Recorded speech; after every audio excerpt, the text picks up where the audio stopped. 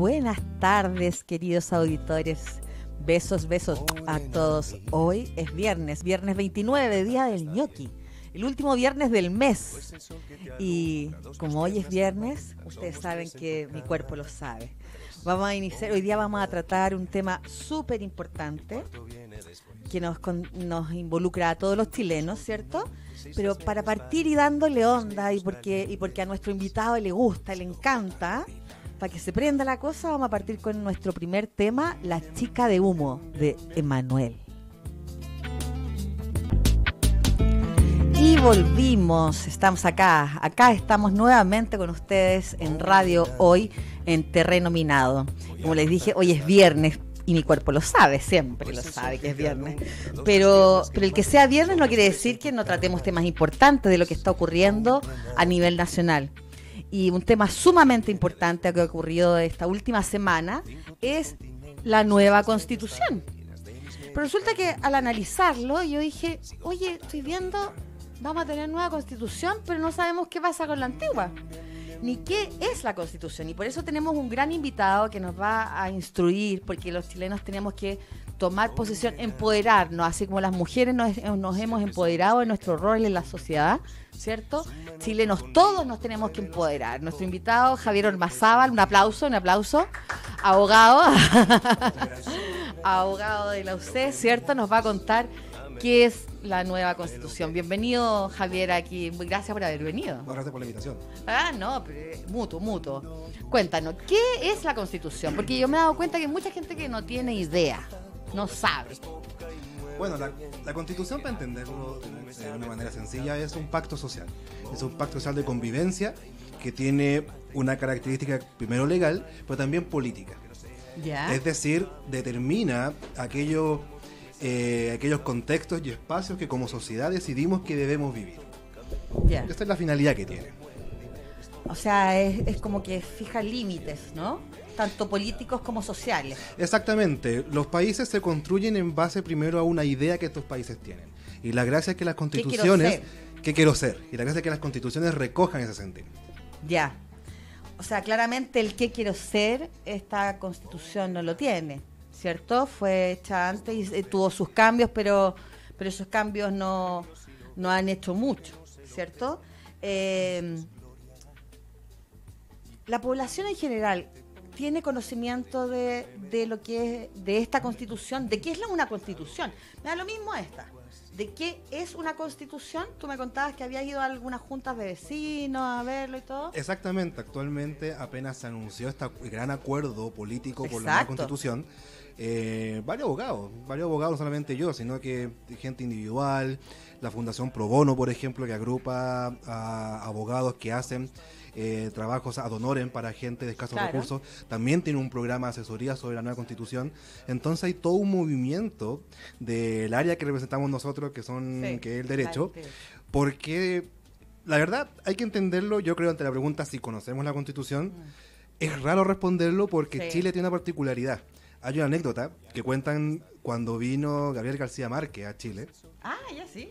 Le hicieron un paseo por el centro de Santiago y él tenía solamente algo que le impactó demasiado. Ni siquiera, no fue la arquitectura, no fueron las calles. A él le llamaba la atención que en los kioscos de Darius vendían leyes.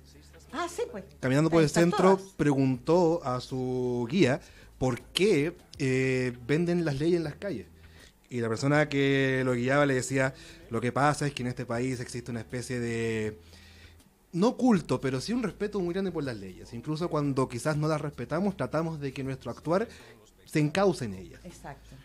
Y actualmente estamos viendo, por ejemplo, que el libro más vendido en Chile es la Constitución. O sea, ahora... Actualmente uno vende los matinales y se está discutiendo el proceso constituyente. Es un momento muy especial de partida porque yo creo que un gran pecado que hemos cometido los abogados y el mundo de las leyes es que ha tratado siempre el mundo del derecho como una ciencia imposible de entender para la gente. Como si no se estudiase por años, es imposible saber su contenido. Y yo creo que estas discusiones lo que hacen es tratar de bajar de este altar que muchas veces nosotros nos autopusimos, para que la gente se empiece a cuestionar, oye, ¿qué normas nos están rigiendo? Porque la gente tiene nociones, pero esas nociones no son profundas. O sea, de hecho a mí me preocupa mucho que digo, está ocurriendo todo este movimiento social, ¿cierto? Hay un levantamiento social que no se ha logrado manejar, ¿cierto? Que creo que va a continuar por mucho tiempo, pero me llama mucho la atención, o sea, me preocupa que finalmente sean los mismos.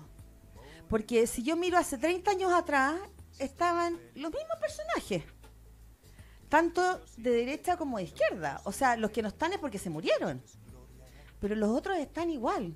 Entonces, me preocupa muchísimo que estando, porque, a ver, si bien la Constitución del 80 la hizo Jaime Guzmán en dictadura, ¿cierto? Después tuvo sus modificaciones, donde tanto la derecha como la izquierda se pusieron de acuerdo y dijeron hagamos esto y seguimos aquí tranquilito y el resto se queda tranquilo. Entonces, ¿por qué yo dije tiene que venir alguien aquí a explicarnos todo? Y a lo mejor va a ser más de una sesión, Javier. Yo feliz. Porque la idea es que la Constitución la hagamos nosotros. Voy a usar una palabra a lo mejor que la gente va a decir, esta es comunista. No, todo lo contrario. El pueblo, ¿cierto? Todo lo contrario, ¿cierto, Manuelito? Todo lo contrario, ¿ya? El pueblo tiene que tomar esto y hacerlo, y tiene que ser parte de. Tenemos que tenerla, y para poder hacerlo tenemos que conocer, y conocer leyes, qué tiene que implicar, qué tiene que hacer, cómo es ese proceso. Y es por eso que la gran preocupación que existe, ¿ya? Tú me contabas hace un rato, ¿cómo hacemos una nueva Constitución? ¿Qué partes tiene que tener la Constitución? Bueno, así como los libros de la Biblia, digo claro. yo, así como... Bueno, sin querer hacer una especie de barrigo de todas las formas constitucionales que existen en el mundo, No, en general siempre se ha identificado que son dos grandes aspectos. ¿Ya? Uno, la organización política del país, ¿Ya? es decir, la estructura que vamos a tener, y por otro lado, los derechos que se reconocen a las personas. La estructura que tenemos ahora es ejecutivo, legislativo y judicial. Y judicial, que esa es transversal en todo el mundo, salvo aquellos países que no han dividido sus poderes. Ya. Eso se mantiene generalmente en cualquier método político. Sobre A todo- lo que me refiero a esta estructura es, por ejemplo, que actualmente tenemos un sistema que se denomina presidencialista, Ya, en sí, el cual sí. el poder se concentra. O sea, si el presidente y dice el líder, no... y el líder del país es el presidente, No, exacto. que convive con el contrapeso del Congreso, pero acá se dice mucho cuando se analiza Chile, que es un régimen incluso súper presidencialista, en el sentido que las atribuciones que tiene el presidente son de tal magnitud que la labor del Congreso es, perdón, es más que nada una especie de supervisor o de control, más allá de un apoyo a este. Exacto. Por ejemplo, esto no es algo común en todo el mundo. O sea, hay países que tienen, por ejemplo, un sistema parlamentario en el cual es el Parlamento, El Parlamento el que dirige, ¿no? quien tiene la jefatura fuerza. de Estado o de gobierno, según sea el caso, etcétera, etcétera. Entonces, ese es un aspecto que debe terminar este país. Y el segundo aspecto, que es generalmente el que se come la discusión, en desmero del otro, son los derechos. Son qué derechos fundamentales se reconocen en la Constitución para las personas. Ya. Ante eso, yo creo que lo principal que tenemos que hacer todos es poner las expectativas del cambio constitucional en su justa medida. Qué difícil, ¿no? Es difícil porque lo que va a vivir Chile en abril del próximo año es un ejercicio único en el mundo. Nunca ha existido un sistema, al menos que haya estudiado. Por primera vez somos únicos. Uno en el- Seremos únicos y marcaremos el mundo y a lo mejor muchos nos seguirán y eso es muy bueno. De hecho, y el peso histórico es grande, porque finalmente en abril vamos a tener maravilloso. primero la primera consulta, ¿Ya? que va a ser si queremos cambiar la Constitución o no. Es decir, va a tener el poder la gente, es decir, el constituyente mismo que se denomina, Sí. escoger si mantiene o no la Carta de 1980, modificada después en 2005. Y la segunda pregunta de esa consulta va a ser qué métodos queremos usar. Si es una convención constituyente constituida 50 y 50. 50% electa directamente, más un 50% que van a ser representantes del actual Congreso Nacional. Y que lo eligen ellos, ¿no? Hay que definir bien el método. Para Ya. eso está la comisión técnica, pero sí, sale de los actuales miembros del De los que Congreso. están ahí, los que tuvieron más votos, que tienen los distritos más grandes, Exacto. supongo Hay que será que una ver, cosa hay que así, ver ¿no? qué mecanismos usará. Y la otra opción, que es la convención constituyente 100% electa, en el cual Yeah. se va a cada uno de sus miembros, se va a elegir directamente en una elección especial que se hará. Será como los core, que la verdad es que nadie sabe qué son los core. Yo me acuerdo, poca gente sabe que existen los core y que cuando van a votar, tienen que votar por el core, ¿ya? Esa impresión me da en esta elección del 100%. Ahora, a mí ahí me preocupa también, ¿ah? Y te lo manifiesto y te lo cuento a ver si me puedes dar respuesta. ¿Por qué? Porque, claro, tenemos un 50% lo eligen ellos mismos, ¿cierto? O sea, los que están ahí sentaditos, el mismo Congreso, y ven entre ellos y se acomodan y lo eligen ellos. Y el otro 50% va a ser de elección popular. Vamos a tener que votar por cuál y toda la cosa y todo lo demás. Y eso implica campaña política. Así es. Y yo siempre he dicho que este país en política es muy injusto, porque nosotros tenemos reales monarquías políticas. O sea, y hacer una campaña no te cuesta 100 pesos. Entonces, en esto va a haber, en esta elección, porque yo creo que van a tratar que sea el 50-50, yo me iría por el 100, que sea el 100% electo, soy bien honesta, para que después no tenga reparos, ¿ya? O sea, yo creo que si vamos a hacer algo, hagámoslo bien. Ahora, el hecho de que sean ellos mismos, yo creo que no le hace bien, porque si la gente está protestando es porque los parlamentarios no han hecho la pega, y así lo siente la gente. Entonces, si el 50% está haciendo eso, pues. Entonces, financiamiento para esto, ¿se ha visto eso? ¿Se va a ver? Porque una persona, la señora Rosita, que puede estar muy instruida y que lo hemos visto mucho esta semana en los matinales, en que le preguntan a alguien, oiga, usted va saliendo de su casa porque estaban, no sé, pues saqueando tal cosa. Oye, y te encuentras con unos políticos pero maravillosos, pues. O sea, con gente que hasta han llevado a los matinales al día siguiente, porque la gente, hay personas que están muy instruidas, pero esa persona de forma real, no, o sea, si fuera solo, ¿quién le paga una campaña? O sea, si en eso tenemos que ser realistas. ¿Cómo se va a manejar eso? ¿Eso no se ha hablado? Bueno, eso me lleva a una pregunta que se repite en muchos lugares, que es ¿por qué tanto tiempo para la votación? Sí, ¿Por qué hace en abril? ¿Por qué no se hace ahora? En realidad, es un tema de responsabilidad, en el sentido de que un plebiscito es una votación a nivel nacional, que por tanto requiere todo un entramado, tanto de organización como de fiscalización, exacto, que permita que esta consulta sea correcta y no tenga ningún vicio que podamos cuestionar a futuro. Por ejemplo, cuando fue el 89, no quiero comparar el contexto, el 89 estamos en dictadura, todos se acuerdan del plebiscito del 5 de octubre, pero en estricto rigor, al poquito tiempo después yo me acuerdo que yo dije, no, que la saquen.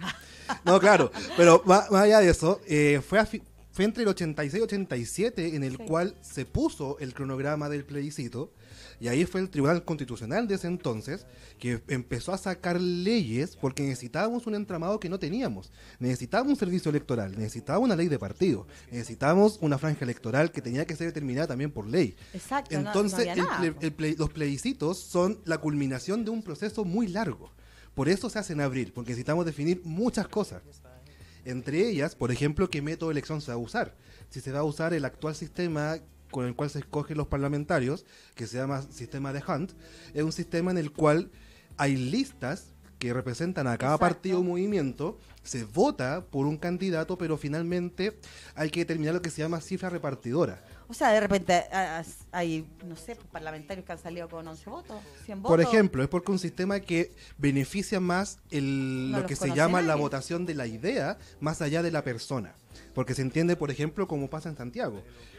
Todos se ríen del diputado Winter y le enrostran el 1%, pero también hay que entender que él es del mismo pacto del diputado de un 50%. Entonces también hay que preguntarse, ¿la gente vota por la persona o vota por las ideas que representa? Exacto. Si vota por las ideas, el sistema cumple su función, que es finalmente que las ideas más masivas tengan representación en el Congreso. Es que eso es lo que a mí me... Y va a terminar, y por eso esa es otra discusión. ¿Qué sistema vamos a usar para escoger los delegados constitucionales? Si es este sistema que actualmente tenemos o se hace uno complementario solamente para esa elección. Y en cuanto al financiamiento, eso es uno de los avances que este país ha tenido en los últimos años. En el pasado gobierno de Michelle Bachelet 2, se aprobó la ley de financiamiento público de la política. Debido a los distintos problemas y delitos de financiamiento irregular de la política, O sea, es que la caso cantidad de plata- Penta, Soquimich, etcétera, se lanzó esta idea de que sea el Estado quien financia las campañas políticas.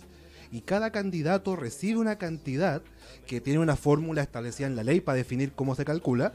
Sí. Por tanto, actualmente el financiamiento de las campañas ya no es el problema de antes. Pero tú crees que es bueno, por lo que yo tengo entendido, a lo mejor estoy súper equivocada y me gustaría a lo mejor me clarificaras. Yo tengo entendido que finalmente yo hago mi campaña.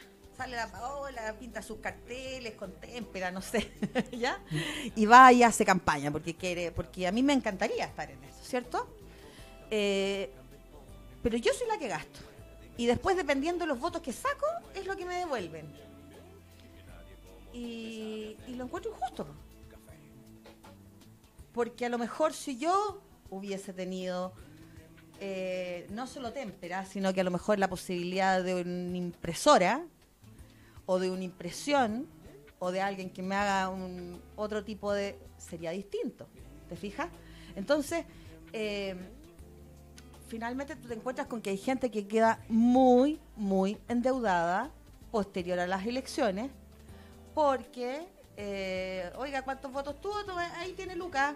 Lucas se ganó porque 211 pesos por voto, estoy inventando ahí el valor. Eso no se puede cambiar, porque si no vamos a seguir en lo mismo. Vamos a seguir haciendo que la gente que tiene el poder económico y que no lo va a soltar, no lo quieren soltar. O sea, si tú te fijas y hacemos un análisis desde que esto partió el 18 de octubre y hacemos este análisis, si nos damos cuenta, partimos porque subió el metro, ¿cierto? Y porque los cabros se saltaron y todo. Y ahí afloró rápidamente la educación, afloró rápidamente la salud y que la gente está esperando y todo lo demás.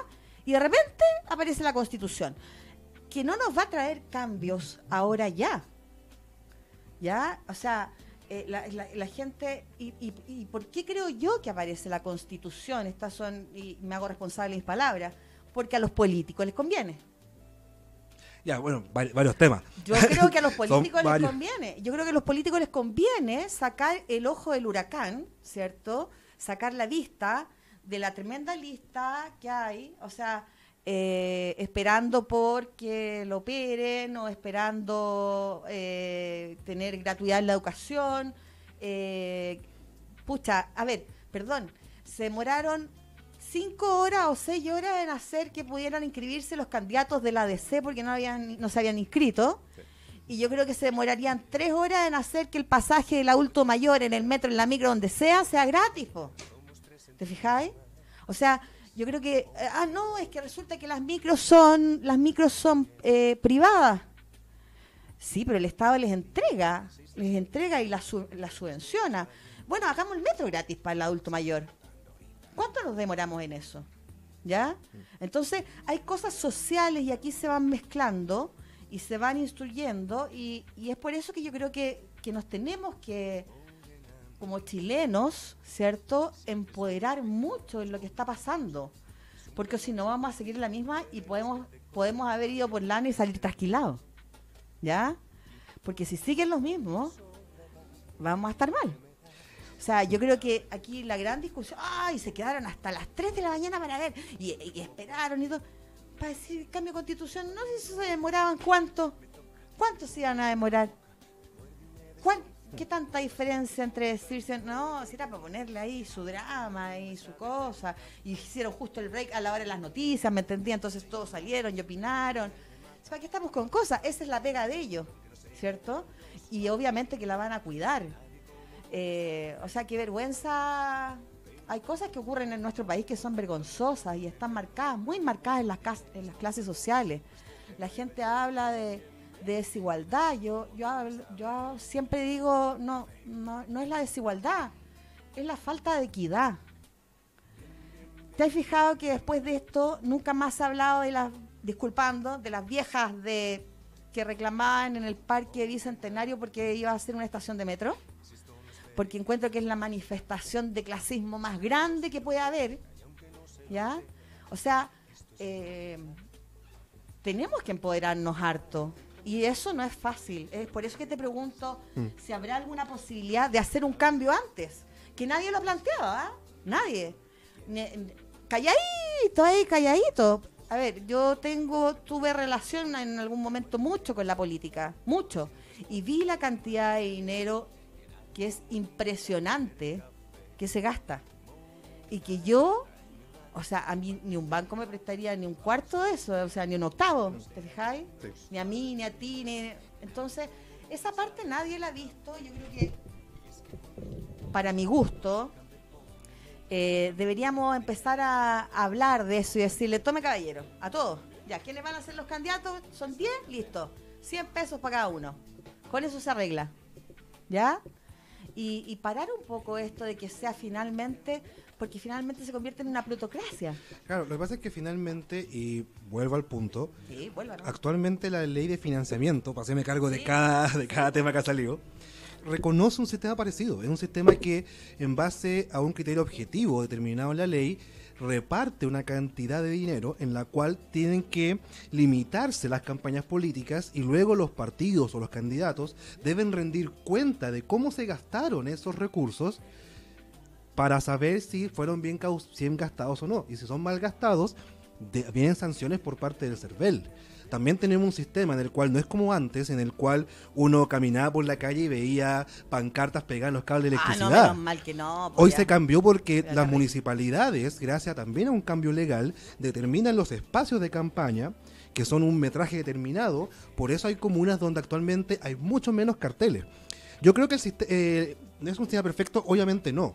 Pero uno de los grandes cambios que este país tuvo con Bachelet 2, en base a esta gran agenda que se llamaba la Agenda Anticorrupción, fue ese. Exacto. Fue que finalmente, actualmente el dinero no es el problema que significaba antes, en el cual para ser candidato o te financiaba un partido político que tenía que tener determinada espalda, porque la diferencia entre una campaña de un partido pequeño y un partido grande era abismante.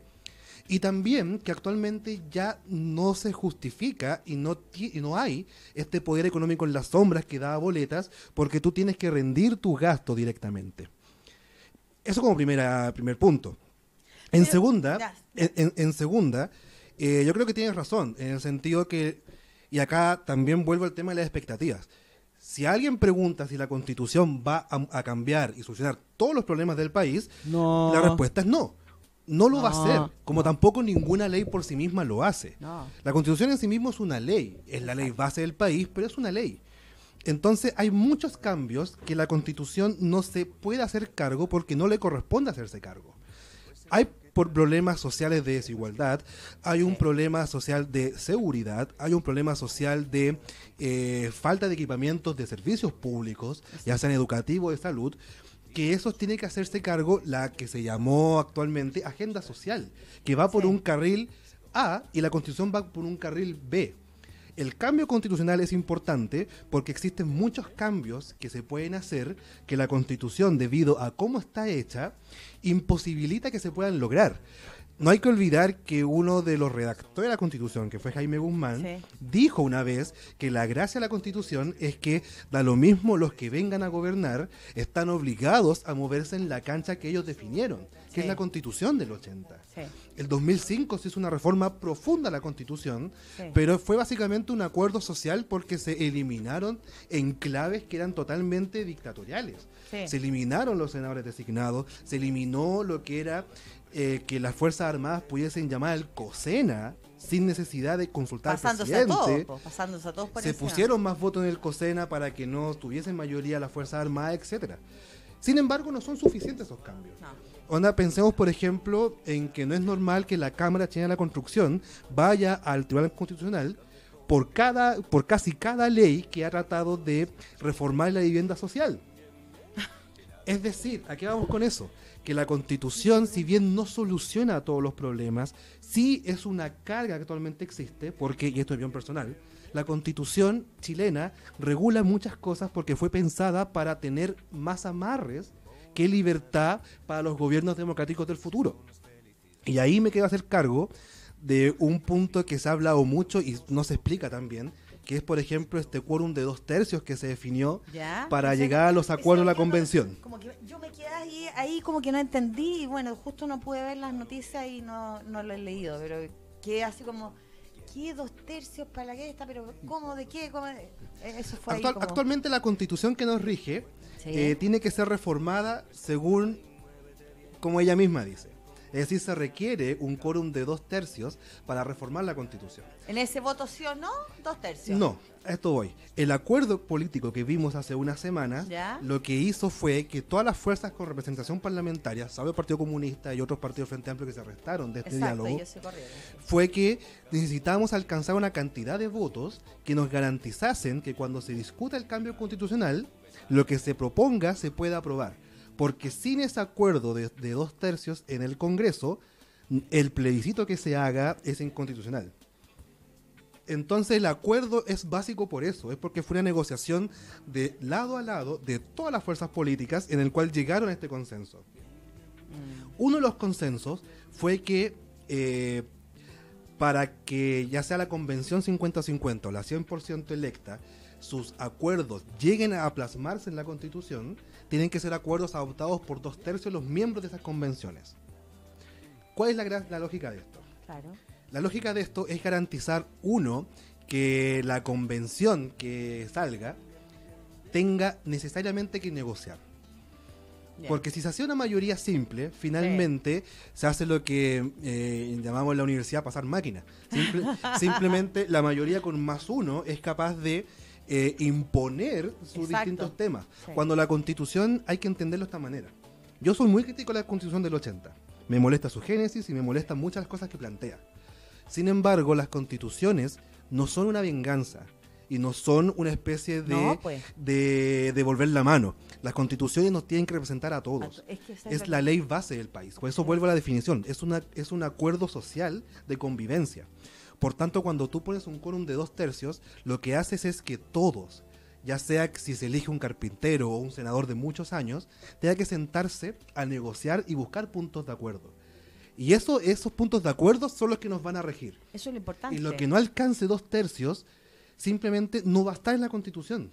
Maravilloso. Es decir, va a quedar, como ha dicho profesores como el profesor Atria o otros constitucionalistas, va a quedar a rango legal. Y eso no es algo trivial. Que sea rango legal significa que el Congreso, que se escoja cada 4 años, va a tener la posibilidad, por ejemplo, un tema polémico, si el derecho a la educación gratuita, a la salud gratuita, en un seguro universal, no tiene los 2/3 en la Constitución, no queda en la Constitución, pero puede ser regulado por ley por el Congreso de turno. Es decir, volvemos a lo que tú decías muy bien. Ya dejamos esta amarra que actualmente tenemos para reformar la Constitución y simplemente nos vamos a que el Congreso, democráticamente electo cada 4 años, va a poder hacer estos cambios. Y eso es importante porque nos recuerda, hay una discusión muy grande, que bueno, después podemos verla, pero es eso, es decir que esta reforma y este acuerdo reconoce que va a ser la democracia quien va a regular detalles. Eso es lo que y la Constitución solamente son los acuerdos generales. Vamos a hacer un break, que ha estado Javier, brillante Javier. Vamos a hacer un break para que pensemos un poquito y veamos, reflexionemos como chilenos, sintamos nuestro país, ¿cierto? Porque esto es sumamente importante, lo que va a ocurrir y lo que está ocurriendo también, ¿cierto? Así que vamos a hacer un pequeño break con una canción que a mí me gusta bastante, que todos tenemos ahí metida, de Fernando Viergo, El tiempo en las Bastillas. Y seguimos en esta tarde de viernes, el último viernes de noviembre, 29 de noviembre, hablando de algo sumamente importante que está marcando al país, la Constitución, nuestra nueva Constitución. Y yo estaba aquí diciendo a los abogados, eso quiere decir que la usamos para aprenderlo palazado, chao, y se fue la Constitución. Y hacemos otra. ¿Se puede hacer eso, Javier? Eso es lo que vamos a hacer, porque yo creo que eso es lo que queremos. O sea, si no hagamos cambio y eso lo hacemos en un ratito. ¿Te fijáis? La Constitución tiene que... ¡Chao! O sea, si vamos a hacer algo, hagamos el cambio completo, creo yo. Bueno, la primera pregunta en el voto de abril va a ser si se cambia la Constitución, sí o no. Ya. Es decir, hay por lo menos una especie de ironía en lo que fue el plebiscito 89, que es que el sí es el cambio y el no es mantener lo que hay. Ya. Eso como primera partida. Y en caso de ganar el sí, ahí se va a la segunda pregunta. Es decir, la gente vota en la papeleta por ahora, salvo que hay un cambio. Ya. Arriba, si quiere cambiar la Constitución o no, sí o no. O sea, y seguidamente, por el sí. Por lo menos yo voy a votar por el sí. Van a salir con plumero. Sí, digamos todos que sí. Y la segunda pregunta es el sistema. Si es una convención constituyente 50% electa, 50% con actuales representantes del Parlamento, o 100% elegida en la elección que por ahora tendría que coincidir con la elección municipal del próximo año. Ya. Y ahí se votarían los delegados constitucionales. Que aparte es importante porque según el acuerdo que se alcanzó, este acuerdo por la nueva constitución entre todos los partidos, la convención constituyente que se escoja solamente va a tener por finalidad hacer la constitución y después desaparece. Es decir, no se forma una nueva institución e inclusive sus miembros tienen por lo menos que cumplir un año sin presentarse a ningún cargo público. Es decir, la idea es que el delegado constitucional sea una persona electa solamente para esto y que no tenga una especie de misión mayor. O sea, yo creo que más de un año, yo le pondría 5 de una. En muchos países se hizo así. Yo creo que debería ser mínimo 5 años, porque en un año alcanzar a armar el negocio, te recuerdas claramente lo que hiciste y lo haces a tu manera. O sea, aquí veamos las cosas como somos, mirémonos a las caras los chilenos. ¿Dónde estoy, Braulito? Allá, acá. Allá, mirémonos las caras y digamos, somos frescos, pues, si siempre andamos buscando la oportunidad, ¿cachai? Somos frescos, buscamos la oportunidad y en un año, de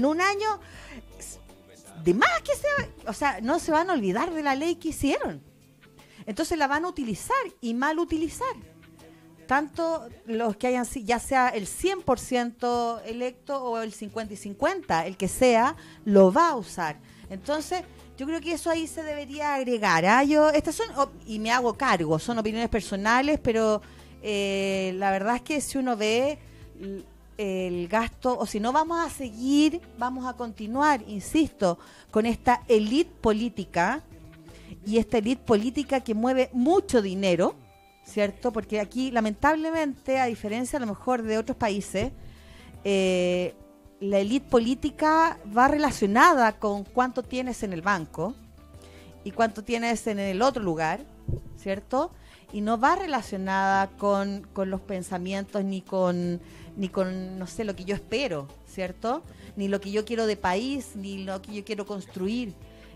Aquí tenemos verdaderas élites políticas. En Chile existen, lamentablemente, porque creo que la toxina ahí entra, pero hay que sacar la Constitución, o sea, eso quiere decir que la sacamos completa. Uno de los acuerdos fue... O si no, devuélveme Braulio. uno de los puntos por el cual salió tan tarde el aviso, fue como a las 2 de la mañana, sí. Fue porque uno de los puntos finales para tener el acuerdo fue que se tenía el quórum de 2/3 para los acuerdos constitucionales de esta convención constituyente, pero la UDI y Chile Vamos apoyando a la UDI, quería establecer que en aquello que no tuviese acuerdo 2/3, uno no sería considerado la Constitución, pero en especie de reemplazo se mantendría la del 80. Y eso fue lo que la oposición, tanto Frente Amplio como la ex nueva mayoría, dijeron no, porque finalmente eso sería mantener la Constitución de ahora, porque tienes el primero el amarre de los 2/3, más el amarre de que en caso de silencio rige la actual. Finalmente, y después de horas de discusión, se llegó a que es lo que se ha denominado en la prensa la hoja en blanco. Es decir, lo que no hay acuerdo de 2/3 simplemente no se regula a nivel constitucional y pasaría, según han dicho muchos profesores de Derecho, a ley simple. Que yo creo que es básicamente determinar que aquellos que no podemos ponernos de acuerdo por grandes acuerdos va a ser regulado por el debate democrático que en una república se haga en el Congreso. Yo creo que eso es positivo. Y también... Sí, o sea, porque si no... es la base, es lo básico. Exactamente. Y también hacerme cargo de algo que tú dices muy bien, que es finalmente, y yo creo que es lo que tenemos que decir nosotros cada vez que este debate se hace, ¿la Constitución va a cambiar este país por sí? No. No lo va a hacer. Hay muchas cosas, hay muchos comportamientos que no dependen de norma escrita. Por ejemplo, el hecho de que sea un sistema elitista, en el cual, según se ha estudiado, los gerentes de empresas son de determinado colegio, los políticos salen de determinadas universidades. O sea, perdón, tú ves parlamentarios y alcaldes, no voy a nombrar, pero yo creo que van a gastar ahí, pero por decir que yo nunca lo he visto en ningún proyecto, en ninguna comisión, sale en la televisión y tú los buscáis porque... Y no, ni eso, más encima llegan atrasados. Exacto. O sea, tenemos alcaldes bailando al lado de un auto haciendo una... Perdón, pero ¿qué onda? Exacto, y o sea, eso ya es un debate democrático, que es un debate que tiene que ver que qué sociedad queremos ser. Y eso ya no es un tema legal. La ley no nos puede establecer a ser buenas personas. No. Menos la Constitución. Exacto. Lo que nos da son la cancha en la cual vamos a jugar. Nos limita, ¿no? Y nos limita porque finalmente es una nos acuerdo en el cual todos normas. cedemos. Exacto. La gracia de vivir en un estado es esa, que todos sucumbimos en el sentido de que acordamos renunciar a un poco de libertad para efecto de vivir en sociedad. Las leyes hacen eso. Entonces, finalmente, si hablamos de, por ejemplo, la solidaridad, de ser buenos ciudadanos, de no discriminar, son temas que no son para el debate constitucional, y menos el debate legal. No lo son. Ahora, yo creo que este proceso sí ha dado un pie a cuestionamientos que nunca habíamos vivido. Por ejemplo, actualmente hay empresas que están cuestionándose las diferencias de remuneraciones entre sus trabajadores y sus directivos. Qué impresionante, de vergüenza. Exacto, o sea, actualmente, por ejemplo, con la cancelación de shows pirotécnicos en municipalidades, todos están diciendo que eso ahí, creo que fue Ovalle, no me acuerdo cuál. Estoy harto que buena, moza. Espérame un segundo, que no me había mirado en la pantalla. Estoy harto guapa, ¿eh? Estoy rica. Si fuera hombre, me pido por lo leo. Ya. Continuemos con este tema para que vean que la Paola no solo es seriedad. Es que hoy es viernes y mi cuerpo lo sabe. No, está bien. Todo en la vida tiene que ser serio. Obvio. Por ejemplo, la Municipalidad de Ovalle, como decía, va a usar los recursos que usaba el show pirotécnico para dar afrecho al ganado de los vecinos de la municipalidad. Es decir, estamos abriendo debates que antes no se hacían. Y eso no es solamente producto de que estamos discutiendo la Constitución, es porque estamos discutiendo el país en general. O sea, lo que somos, porque mira, yo por ejemplo, y creo que hace unos 3 programas atrás lo dije, a ver, perdón. A La Pintana, de repente La Pintana salió porque tenían problemas, qué sé yo, y con prensa aparece el alcalde Lavín regalando 1.000 millones de pesos a La Pintana, ¿cierto? Que los necesitaba. Y ahí es donde yo me digo, a ver, perdón, ¿los 1.000 millones aparecieron entre ayer y hoy? ¿Y los 1.000 millones los necesitaba antes? ¿O es porque necesitamos llamar la atención? Señor Lavín, ¿arriba de cuántos millones está sentado? Porque yo creo que está sentado a más de 1.000 millones, ¿cierto? Entonces, y no lo digo solo a esa alcaldía, sí. Hay otras alcaldías que, o sea, perdón, hay escuchado hablar con esta reforma constitucional y no tengo nada a, ¿cómo se llama? Torrealba de Vitacura, ni uno, no ha salido, pero es que ni una palabra de él. Y es el suelo más caro de Chile, por lo tanto el que más tiene contribuciones, y lo que está ocurriendo en estos momentos es que los adultos mayores no pueden pagar las contribuciones porque no les alcanza con la jubilación que tienen. Claro, por ejemplo, ahí tocaste 2 temas que son discusiones no rango constitucional, no, pues no son rango legal. Exacto. Por ejemplo, uno, y acá hay que ser también, el país le ha pegado mucho al presidente, pero uno de sus primeros proyectos que presentó en esta agenda social primitiva a estas alturas, porque fue hace ya casi 3 semanas más o menos. Exacto. Fue una reforma a lo que es el fondo municipal, porque actualmente la ley lo que genera es que existe un fondo común en el cual se reparte después a las municipalidades, y también se reconocen mecanismos por los cuales las municipalidades que más tienen dan distintos aportes a las municipalidades que menos tienen. Por ejemplo, la Municipalidad de Las Condes tiene lo que se llama municipalidades hermanas. Es decir, que constantemente cada año le dan una cantidad de dinero, o sea, porque la proporción entre los recursos que tiene Las Condes, Vitacura y Barnechea es abismante a otras comunas. Y eso se va a discutir cómo estamos repartiendo los recursos que el país tiene de por qué esta desigualdad se mantiene.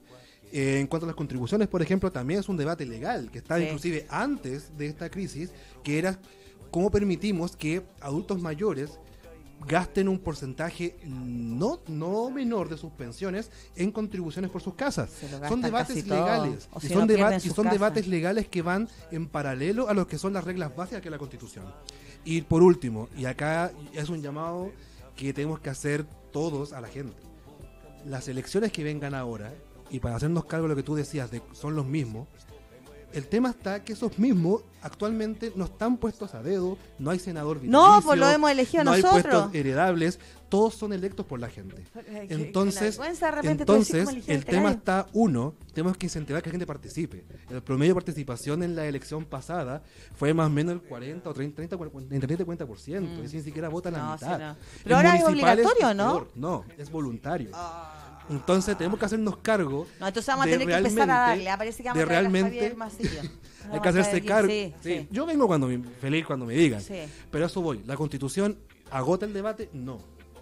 Pero sin duda es de lo más importante que actualmente estamos discutiendo. Braulito, dígame. Sí, quiero aprovechar y hacer una pregunta. Se habla mucho del voto obligatorio, pero que que lo quieren rebajar o no quieren hacer partícipe a los niños de 16 años. Bueno, o jóvenes de 16 años. Ojo. Mientras que antes, cuando se votó el primer plebiscito, Alaman tenía 16 años y votaba. Y él es uno de los primeros que dice que a estos niños de estos jóvenes de 15 años o 16 hoy no podemos tomarlos en cuenta. ¿Qué crees tú desde la abogacía o quizás desde cómo es una buena estrategia como no tomar en cuenta a los que finalmente van a heredar esta Constitución? ¿Por qué la van a vivir? Claro. Bueno, eso me recuerda, por ejemplo, en Estados Unidos ellos llaman lo que son los padres fundadores, cuando se remiten a discutir temas de la Constitución y del país. Habían dos escuelas. Estaba la escuela de James Madison, que él establecía que las constituciones deben perdurar, que son para eternamente, porque dan estabilidad. Jefferson decía, la verdad, si hacemos constituciones tan estables, lo que vamos a generar es que finalmente los vivos van a ser regulados por los muertos. Exacto. Porque las realidades van cambiando y deben ir cambiándose. O sea, yo creo que gran parte del revuelo social que se ha producido en esta ocasión es porque no nos hemos dado cuenta, y el Estado, el gobierno, todos no se han dado cuenta que los cabros no le tienen miedo a nada, no le temen a nada. O sea, pusieron toque de queda los primeros días y ahí estaban afuera protestando. Faltaba que los milicos le hicieran, no sé, pues barra. Es como la lógica del PlayStation. La juventud de hoy cree que va a iniciar de nuevo y va a comenzar Exacto. Por eso no tiene miedo y por eso no tiene miedo a nada. Por eso esto no ha parado, porque ya ese miedo no existe. No le temen a nada, no le temen a nada. Y respondiendo directamente lo de la edad para votar, la verdad es un tema que se discute en muchos lados. Claro. La edad para votar hasta no hace mucho tiempo eran 21 años. Sí. En otros países se mantiene todavía en 21 años. Después se bajó a 18. Hay países como Argentina, si no me equivoco, que también reconoce que pueden votar los menores hasta 16 y 17 años. Entonces, finalmente, es una discusión que la respuesta no es única. Y tampoco existe una especie de buenos o malas opciones. Claro. Yo creo que es una discusión que se debe dar, pero yo tengo, y aquí voy a ponerme en el lugar ya más de abogacía, hay una discusión que es antes de esto. Que, por ejemplo, hasta no hace mucho tiempo se estaba proponiendo que la responsabilidad penal bajase hasta 14, inclusive algunos que postulan que sea 12 años. Entonces ahí tenemos que cuestionarnos, ¿estamos reconociendo entonces en nuestra ley que son capaces de tener consentimiento para delinquir, pero no reconocemos el voto? Exacto. O sea, yo ante esa pregunta creo que la responsabilidad debe mantenerse, ojalá en el criterio que actualmente existe, no bajarlo más.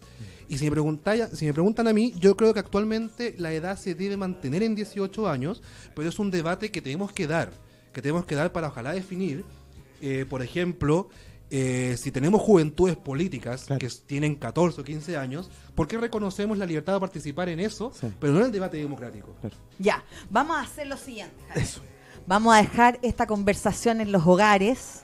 Recordemos que se puede repetir por Spotify, ¿ya? Aparece como Terreno Minado y del día 29 de de noviembre del 2019. Es que no quiero llegar al 2020, cada vez estoy más joven. Se puede ver también por YouTube. Dejamos planteada la conversación, pero vamos a seguir con este tema, ¿ya? Vamos a seguir, Javier, te vamos a tener de nuevo porque hay muchas cosas que tenemos que saber.